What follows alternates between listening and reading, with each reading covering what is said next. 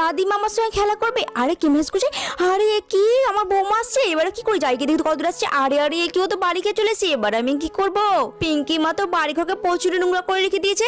এখন যদি আমি বাড়ি ঘরটা পরিষ্কার না করি আর বৌমা চলে আসে, তখন তো আমাকে বকাঝকা করবে অনেক। আরে দাদিমা তুমি চিন্তা করো না, আমিও তোমার সঙ্গে কাজ করে দিচ্ছি।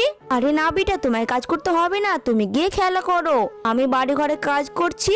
না হলে তোমার মা যদি বাড়ি এসে দেখে কি বাড়ি ঘরে কাজ তোমাকে দিয়ে করাচ্ছি, তখন তো তোমার মা আমাকে অনেক বকাঝকা করবে। আর যদি আমাকে বৃদ্ধাশ্রমে রেখে আসে, তখন আমি কি করব? এর জন্য দাদু ভাই আমাকে কাজগুলো করতে হবে। আসলে বন্ধুরা জানো, আমার বৌমা তো অনেক রাগী আর অনেক বদমেজাজি। আমার ওই বৌমা তো আমাকে একটু পছন্দ করে না।